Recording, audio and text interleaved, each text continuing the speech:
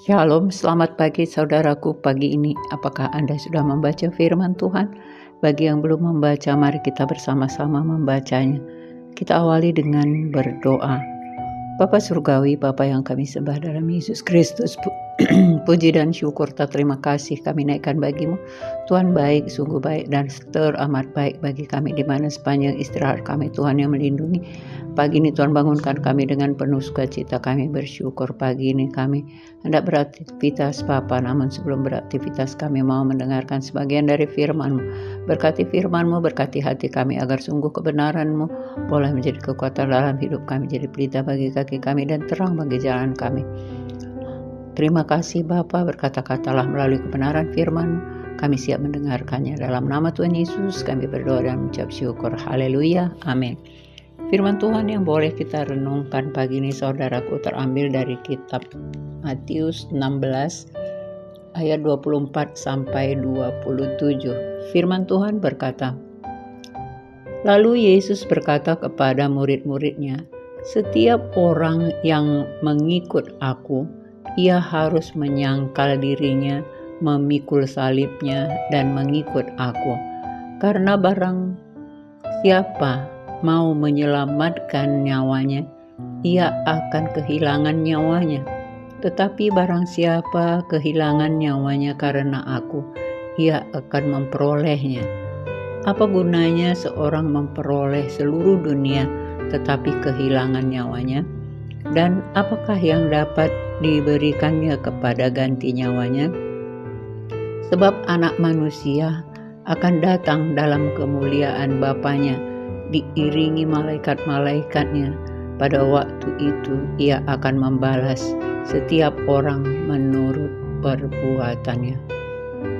Saudaraku, ini adalah perkataan Tuhan Yesus kepada murid-muridnya. Dia mengajarkan bagaimana harus mengikut Yesus. Dia mengikut Tuhan di dalam kehidupannya. Ya, karena murid-muridnya sudah bersama-sama dengan dia melayani dari desa ke desa, dari kota ke kota. Nah, semuanya ini lalu diingatkan oleh Tuhan Yesus bagaimana orang yang harus mengikuti dia, bagaimana harus menjadi murid-muridnya yang taat setia akan kebenaran firman yang disampaikannya. Lalu Yesus berkata kepada murid-muridnya, setiap orang yang mengikut aku, ia harus menyangkal dirinya, memikul salibnya, dan mengikut aku. Nah, yang perlu kita garis bawahi di sini ialah menyangkal diri, ya, kemudian memikul salib supaya kita bisa menjadi murid Tuhan Yesus. Bagaimana kita menyangkal diri, saudaraku?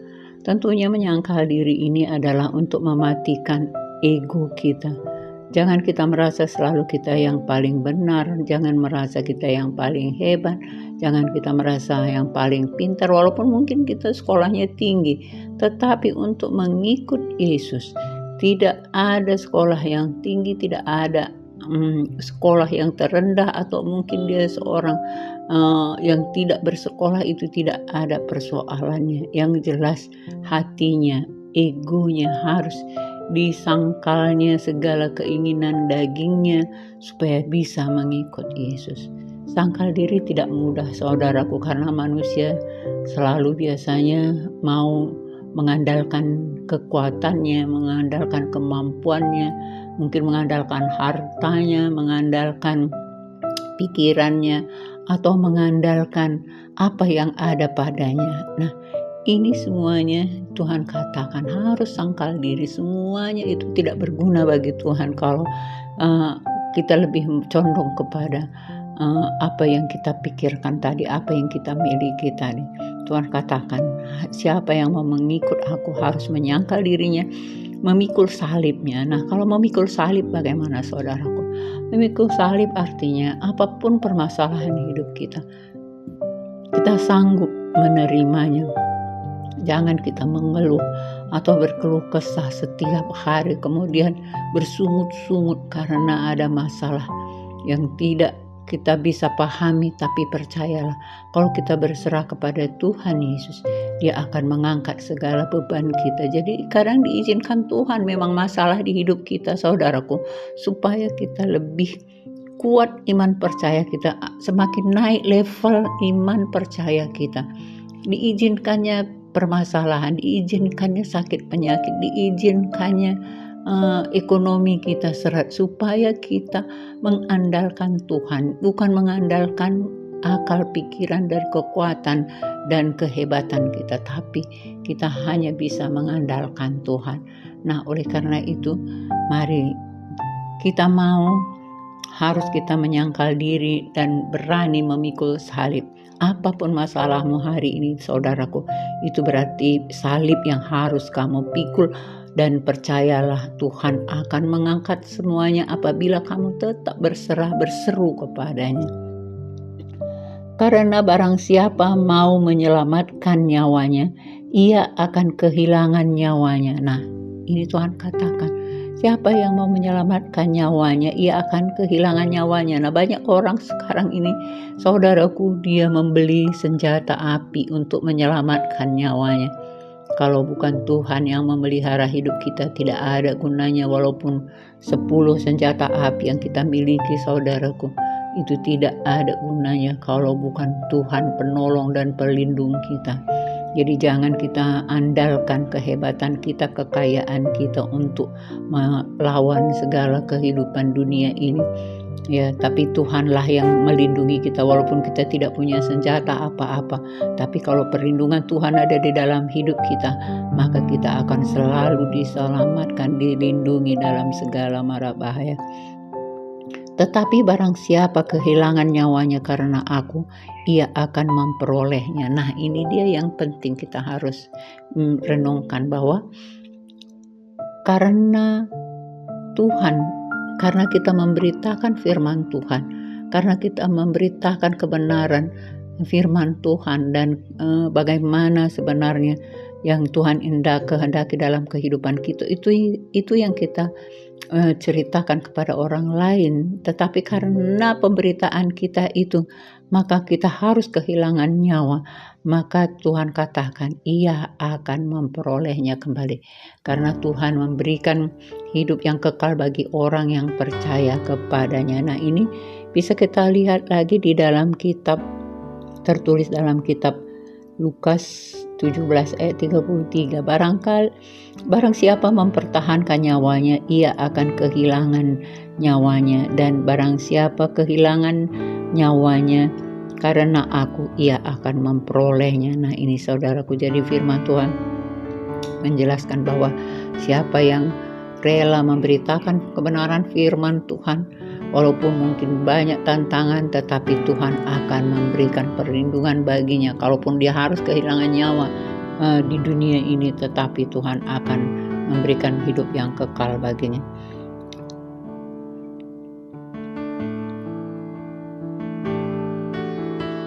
Kemudian kita lanjutkan lagi di ayat berikutnya, ayat ke-26.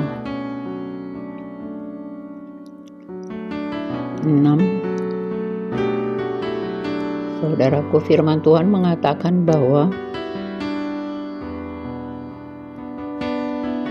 haleluya, ayat berikutnya, saya ulangi. Apa gunanya seorang memperoleh seluruh dunia tetapi kehilangan nyawanya, dan apakah yang dapat diberikannya sebagai ganti nyawanya? Nah, ini saudaraku, tidak ada yang bisa menggantikan nyawa kita. Kalaupun kita punya harta dunia sebanyak-banyaknya, milik kita semuanya, tetapi kalau kita tidak dekat dengan Tuhan, tidak berserah penuh dengan Tuhan, tidak setia kepada kebenarannya, tidak mau mengikut Yesus Kristus sebagai Tuhan dan Juru Selamat kita, maka kita akan kehilangan nyawa. Apakah yang bisa menggantikan dari segala apa yang kita miliki tadi? Harta dunia tidak bisa menggantikan keselamatan, saudaraku. Sebab anak manusia akan datang dalam kemuliaan Bapanya diiringi malaikat-malaikatnya. Pada waktu itu ia akan membalas setiap orang menurut perbuatannya. Nah saudaraku, jadi ada penghakiman ketika Tuhan Yesus datang kedua kalinya nanti. Dia tidak lagi datang untuk menyelamatkan manusia, tetapi dia datang untuk membalaskan segala apa yang kita lakukan di dunia ini. Yang Tuhan katakan hari ini. Sebab anak manusia akan datang dalam kemuliaan Bapanya, diiringi malaikat-malaikatnya. Pada waktu itu ia akan membalas setiap orang menurut perbuatannya. Jadi tidak ada lagi penyelamatan, tetapi penghakiman saudaraku. Akan dihakimi satu dengan yang lain, apakah dia harus menjadi masuk di dalam api kekekalan dan ke dalam surga bersama dengan Tuhan Yesus. Inilah yang harus kita renungkan saudaraku. Jadi mari kita koreksi hati dan pikiran kita. Apakah kita masih mengandalkan hati dan pikiran kita, kekayaan kita, kepandaian, kepintaran kita, atau sekolah tinggi yang kita miliki, ijazah apapun yang kita miliki, kalau masih itu yang kita andalkan saudaraku untuk menghadapi kehidupan dan mengabaikan iman, percaya, kebenaran kepada Tuhan Yesus, maka sia-sialah kita menjalani hidup ini, karena tidak kita peroleh hidup yang kekal. Tetapi kalaupun Tuhan izinkan kita boleh mendapatkan gelar yang tertinggi, tapi jangan itu menjadi kesombongan, keangkuhan, jadi mengandalkan kepandaian kita tadi, tapi kita pakai semuanya itu untuk kemuliaan bagi Allah, maka kita akan dimenangkan dan kita diselamatkan. Demikian firman Tuhan yang boleh kita renungkan hari ini saudaraku. Mari kita berdoa.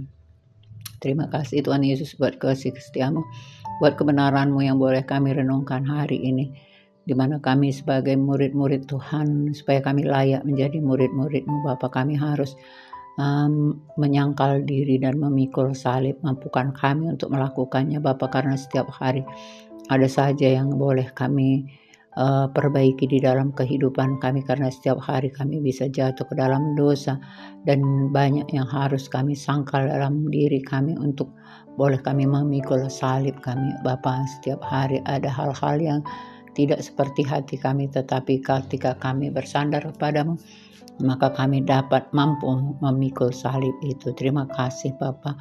Kami bersyukur atas kasih-Mu. Jangan kami mengandalkan segala kepandaian kami, jangan kami mengandalkan segala harta benda kami, tapi biarlah kami hanya berserah penuh kepadamu.